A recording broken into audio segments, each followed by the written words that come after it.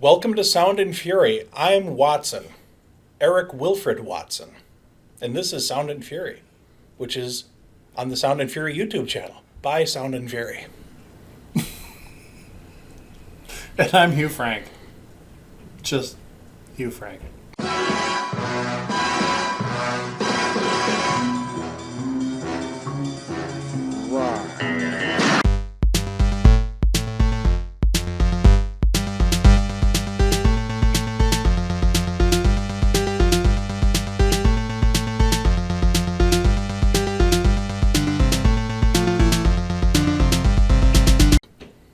Today, we're going to talk about a franchise of entertainment that has been around for a very long time, that is right up there in my heart, sitting right next to Star Wars, Star Trek, DC Comics, Marvel Comics.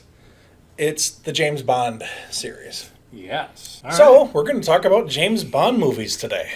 What are you doing here? Looking for shells? No, I'm just looking. Most of what I know about James Bond movies, I know from watching Austin Powers. So, that's what I'm more familiar with. But I have seen the first few of the Daniel Craig as James Bond. I remember watching way back in the day the old Sean Connery ones.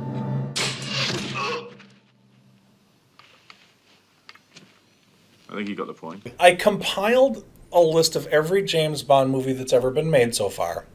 And some of them are impossibly bad to watch with modern sensibilities, with modern 21st century eyes. Yeah. Sean Connery's character is basically a sociopathic, racist, rapist, murderer. Dink, say goodbye to Felix. Man talk. And it's kind of hard to watch sometimes, so... But the modern Daniel Craig movies wouldn't exist if those old movies weren't there. So I made a list of all the movies, and after watching them, I decided whether they're worth rewatching or skipping.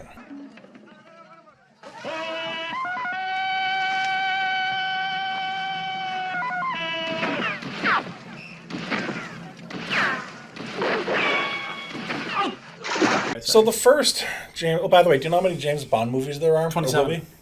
Depending upon how you count them, the next one will be the 27th. Yes. Well, because they did, hang on. They did Casino Royale twice. Sort of. The first one was kind of a parody.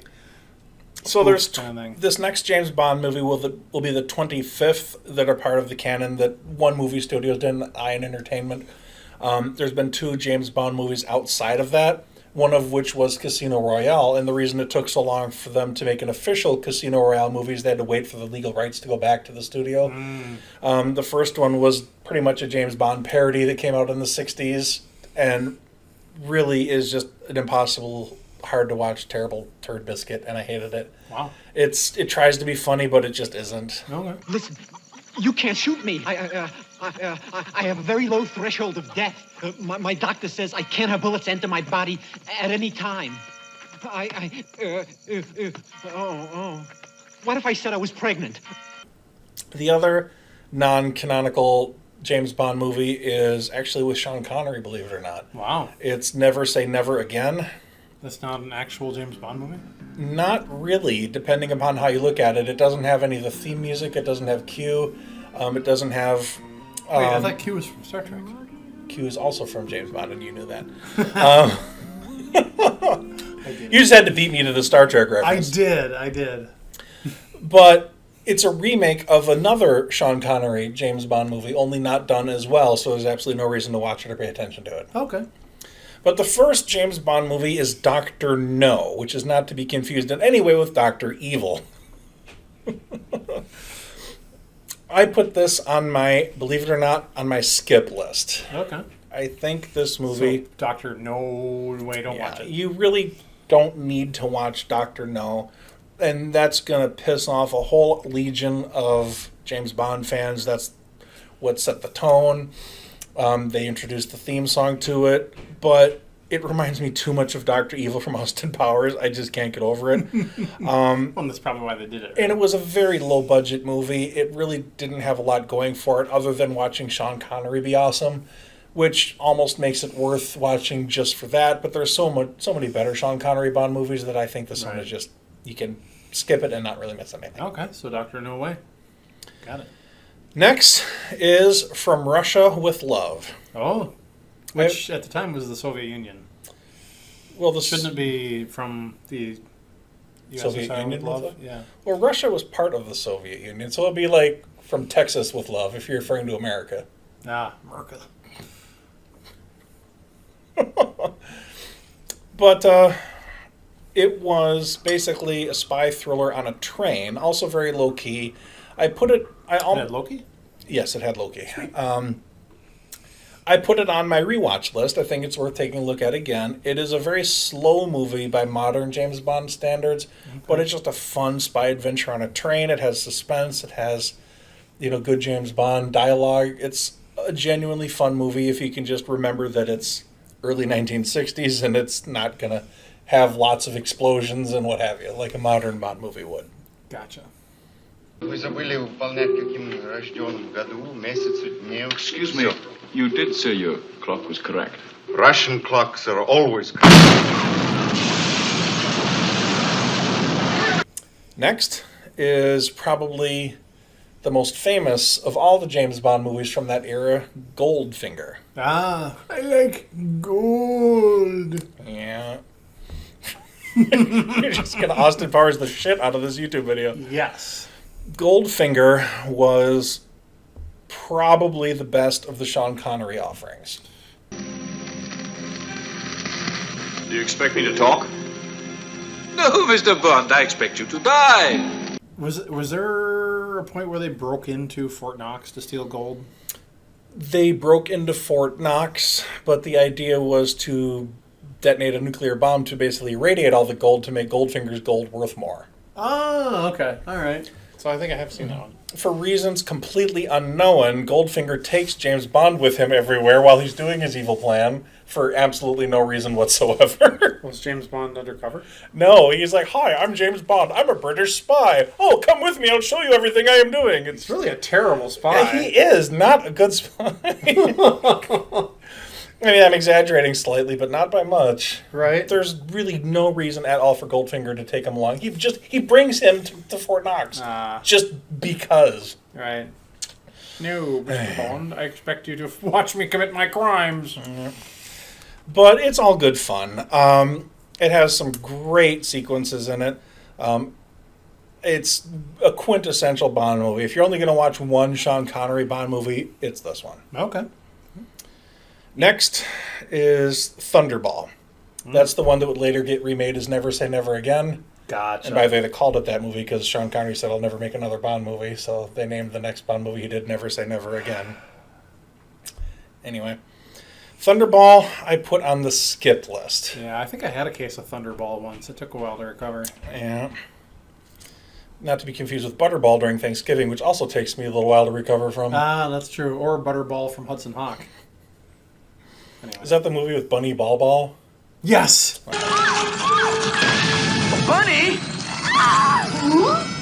Bubba? Yes. Oh, we need to watch Hudson Hawk and do a video on that. I'm not sure we do. Oh. That movie's classic! Anyway. No, the best part of Thunderball are the underwater sequences. There's a lot of that, but there's also way too much of that.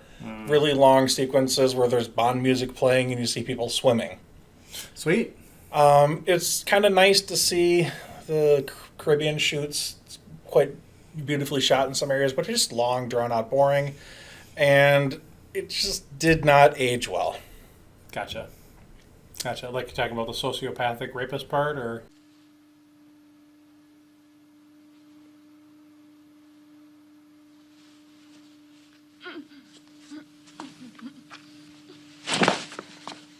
Behave yourself, Mr. Bond. I don't know. I could do without it. Yeah, okay. Then we get to You Only Live Twice.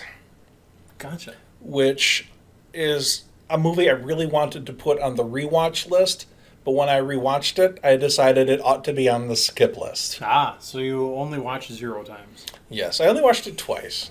No, no, Sean Connery. Really awkward to watch this in the 21st century, but James Bond Sean Connery disguises himself as a Japanese person with brown makeup and like pinning up his eyes. The girl I have chosen is an agent of mine, but first you must become Japanese. Kenuki. Kenuki. Eyepiece ですとヘラ。Eyepiece.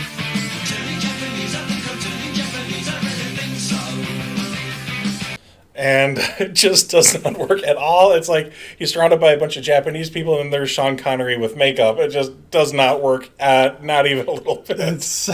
That sounds like they stole that idea for Team America World Police. Yeah, we need an actor. We need to Valmorphinize him. Yeah, they stick some random hair on him to turn him into a terrorist. He's been Valmorphinized. Yeah, that's pretty much it. Yeah.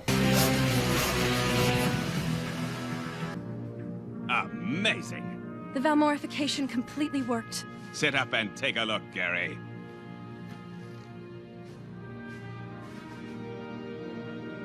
But no, I mean, I wanted to like it. It had a volcano lair.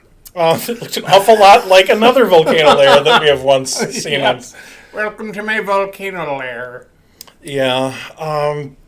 It is way too much like Austin Powers to be taken seriously. Well, that's obviously there were some James Bond fans in the Austin Powers writing department. Yeah. In Japan, men always come first, women come second. In Japan, men come first and women come second. Or sometimes not at all. Well, that's the whole reason that exists. But, I mean, it's a neat concept. Somebody is stealing spaceships in space. There's like a space capsule floating through the air, and a bigger space capsule comes and like swallows it. Boing, boing. And the Soviets blame the West, and the West blames the Soviets, but it's actually some evil guy in a volcano. Well, of course it is. Right? And only James Bond can figure it out. Yeah, well, of course. Next is the first non-Sean Connery movie. Always has places to go and people to kill. I tried to see this when I watched a little bit of it and fell asleep. There was an actress you wanted to... Yes, she ended up playing the spicy older lady whose character I can't remember from Game of Thrones. And I can't remember the character's name or the actress' name. I forgot how to drink martinis. Shaken, not stirred. Yes. I sugar right on my... But by the time she was in Game of Thrones, she was like 80-something. I think she's passed on since then. We wanted to see her young in the 60s. I wanted to see her, what she looked like in the 60s or whatever. But yeah, that movie was terrible, and I fell asleep. I put it on my rewatch list. Wow, I would like to snooze through that one again. George Lazenby's one and only outing as James Bond. This never happened to the other guy. I was just going to say that. There's a fourth wall break in this. Wall break. Yeah.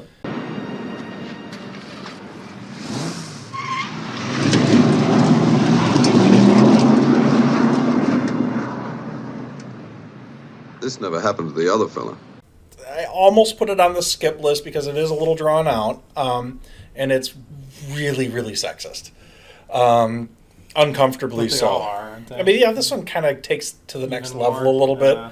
But I still think it's a solid entry into the series. It's a little bit different of a tone. The ski fight...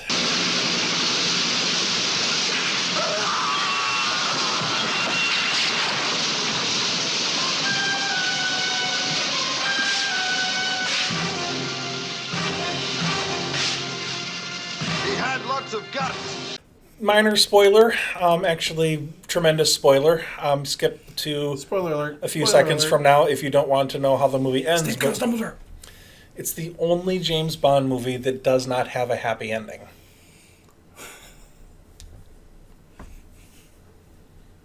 James Bond actually gets married in this movie. Wait a minute, how is that not a happy ending?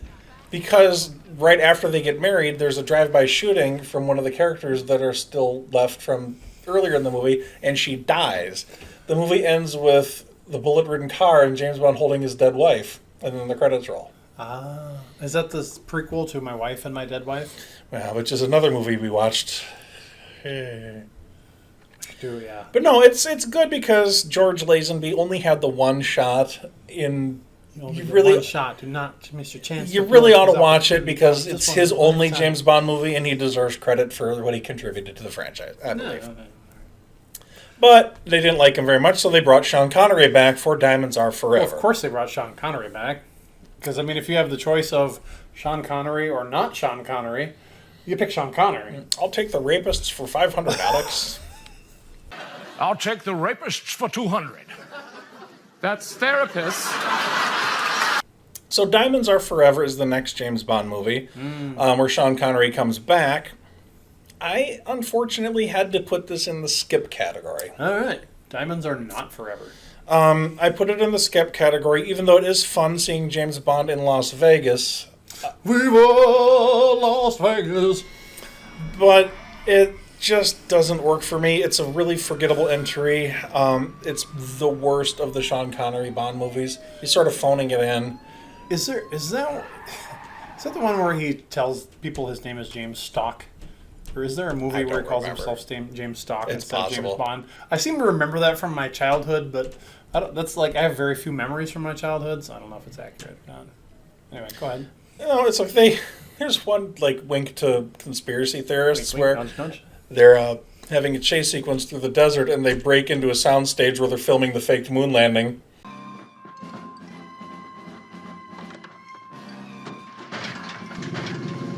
That's no moon.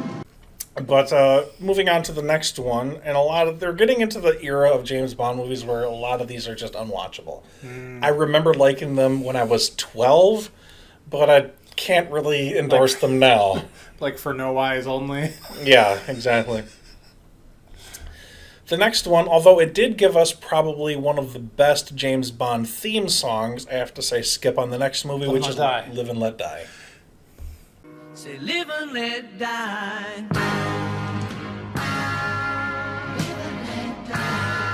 Chicken pot pie.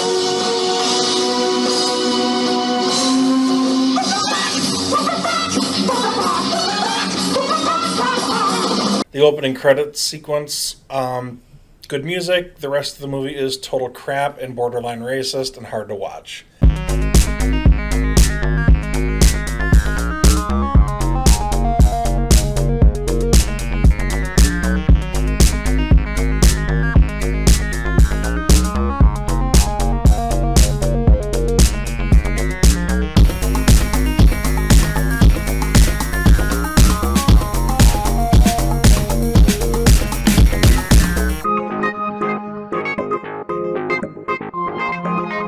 It has one of the most embarrassing bad guy death sequences, which I'll play the clip for.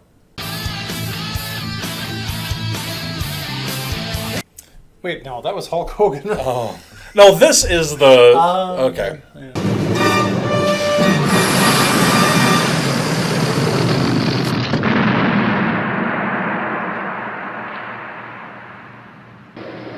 Where's Kananga? Well, he always did have an inflated opinion of himself.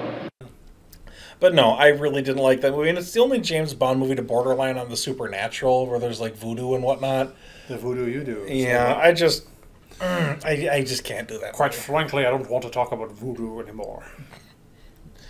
Next, we have The Man with the Golden Gun, which was the best weapon to have when you were playing the GoldenEye video game. Yes, it was. And I think if you were Tattoo... Was it Tattoo? No, not Tattoo. Tattoo was from the island thing. There was a shorter guy in the GoldenEye, so people would shoot over your head, and if you had the golden gun, you could shoot people with one. So if you had the combination of both of those, was it? Anyway, whatever. One of the best video games of that era. Yeah. I've been retro gaming a lot, and I don't have a Nintendo 64. I need to pick one up actually and play GoldenEye soon. I have this on the skip list. Not that there's really anything wrong with it. It's just really, really long and boring. But it's got Arecibo, man. best part of the movie, and this almost made me put it in the rewatch category, but the overall boredom of the movie, I just couldn't quite endorse rewatching it, is Christopher Lee has 3 nipples. Why didn't they just name the movie that? He must have found me quite titillating. And The Man with the Golden Gun and Live and Let Die, I failed to mention those are the Roger Moore movies. I like Roger Moore as James Bond. He's kind of overshadowed by the others, but he did more of them than anybody else, and he deserves credit for that. More of them? Yes, he did. The next movie is The Spy Who Loved Me. The with Spy Roger Who Moore. Shagged Me. Yes, that has never been parodied before. No. I put this in rewatch. It's probably the best of the Roger Moore movies. Oh, okay. All right. It is about, in part, a female Soviet agent who is sort of James Bond's equal. But because it's a James Bond franchise, they have to be sexist. They named her character Triple X. Buy you a drink? Major Amasova? Or may I call you Triple X? So you know who I am? Not to be confused with Vin Diesel. Right. Yeah, you don't want to get confused with Vin Diesel. Especially if you're a Soviet female agent. I mean, a lot of people confuse me for Vin Diesel. Yeah, I can totally see that happening. Not really. Only when you say I am Groot when people can't see you. Yes. But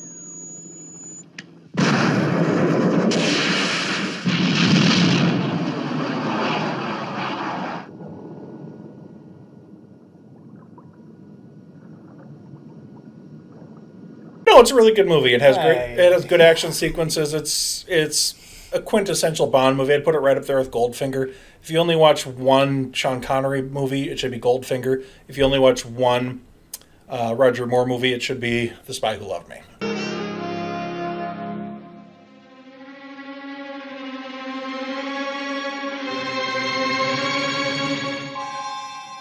You did want me to drop in. Okay. Then, unfortunately, we get to the next movie called Moonraker. Moonraker. Not to be confused with Moonraper, starring Ben Affleck. Because no one can stop the Moonraper. Was there really a movie called Moonraper with Ben Affleck? No, but they put it in the background of Kevin Smith's fake movie studio stuff, Miramax fake movies. I guess I didn't realize that. It's just a joke in the background. Oh, well, since most of those things were Harvey Weinstein, it makes sense, I guess. Yeah, but Moonraker started off as a James Bond movie, then it turned into a science fiction parody where there were lasers in space, and it just turned into schlock. Lasers. Yeah, and that's basically where that part of the Austin Powers movies came from. Yeah. And there's also this sequence where James Bond outruns the launch of a space shuttle because he's James Bond, and that apparently is a thing that a human being can do, but only if you're James Bond. It's really, really So bad. it's right up there with surviving a nuclear blast by being in a refrigerator. Yes. Good thing that never happened in a movie. No, that would never be filmed. That would be so stupid. I couldn't imagine them even thinking about making a movie like that. No, it won't ever happen. Never happened. It doesn't exist. The next movie is For Your Eyes Only, which a lot more people have seen than one person. Hence, it is somewhat of a mistitled movie. It should be called For As Many Eyes as Possible because we want to make money. Yes. $100 bills, y'all. I put this in the rewatch camp. Ooh. It's a good movie. Right after the stupidity and cartoonishness of James Bond in space, they sort of... James Bond in space. They very deliberately made this more grounded film. It's much more realistic in tone. James Bond's not quite a superhero. He's more of a human being doing a spy mission thing. 5 days ago, our spy ship was sunk in the Ionian Sea. She was equipped with ATAC. Have we begun a salvage operation? We asked Sir Timothy Havelock to secretly locate the wreck. He and his wife were killed by Hector Gonzalez. But I like it. It's a good movie. Plus, it has... It has something, folks. It has blurry text. How many vodka martini dries have you been drinking? Checking. No, it's dead. But anyway, sorry. Good afternoon, Mr. Bond. You are now flying under remote control. Goodbye, Mr. Bond.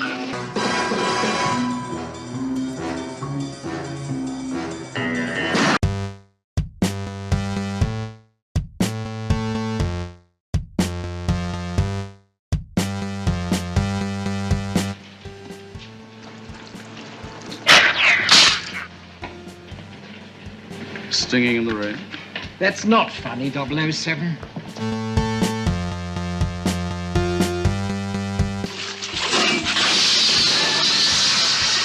Shocking. JW, let me have a word with you. JW, now this fella's from London, England. He's an Englishman working in cooperation with our boys, a sort of secret agent. Secret agent? On whose side?